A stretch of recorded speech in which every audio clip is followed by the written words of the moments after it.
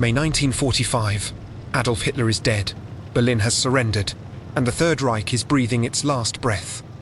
The war in Europe is practically over.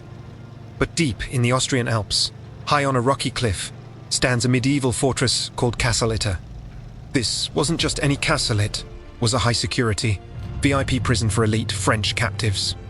Inside were former prime ministers of France, commander-in-chiefs of the French army, famous tennis stars, and even the sister of General Charles de Gaulle.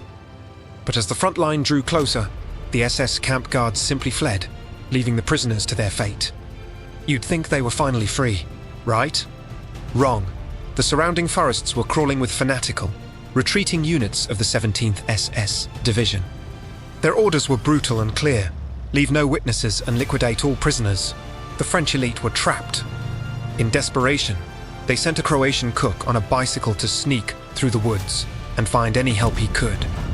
Miraculously, the cook evaded the patrols and stumbled upon Germans, but not the SS. These were regular Wehrmacht soldiers led by Major Joseph Gangl.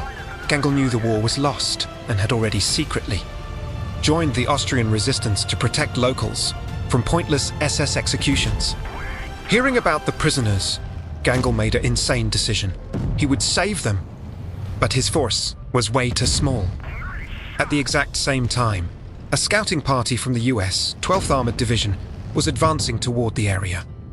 Leading them was Captain John Jack Lear textbook, cigar-chomping, tough-as-nails American officer who knew exactly how to fight. When Major Gangl approached the American tank under a white flag, US soldiers held him at gunpoint. But instead of a firefight, a negotiation took place. A German major asked a US captain for help. Jack did hesitate for a second. And so, one of the most bizarre alliances in history was born.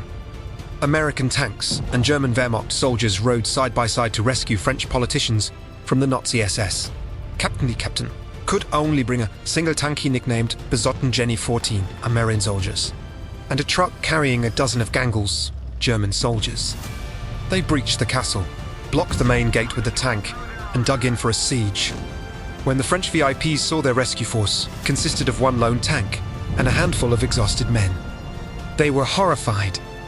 But there was no time to panic. At dawn on May 5, 1945, around 150 to 200 heavily armed SS troops surrounded the fortress. The assault began.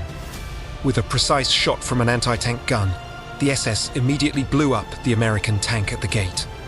The defenders were trapped in a ring of fire, and then something Captain Lee never expected happened. The French politicians' elderly men, in formal suits, refused to hide in the cellars. Former Prime Minister Paul Reynaud and 60-year-old General Weygand grabbed captured German rifles and stood shoulder to shoulder with the Americans and Wehrmacht soldiers, firing back from the castle's medieval loopholes. The battle raged for hours. Ammunition was running dangerously low. The radio inside the castle was destroyed, leaving Captain Lee unable to call for reinforcements. The SS troops were closing in on the walls, prepping Panzerfaust to blow the main gates wide open. In the heat of the firefight, German Major Joseph Gangl noticed that the former French Prime Minister, Paul Reynaud, had exposed himself to sniper fire. Gangl lunged forward, shoving the Frenchman to the ground and saving his life. But in that exact second, Gangl took a bullet to the head. The German major died instantly, protecting a French prisoner from Nazi executioners. With the situation turning catastrophic, John Baratra, a world-famous tennis champion who was among the prisoners, volunteered for a suicidal move.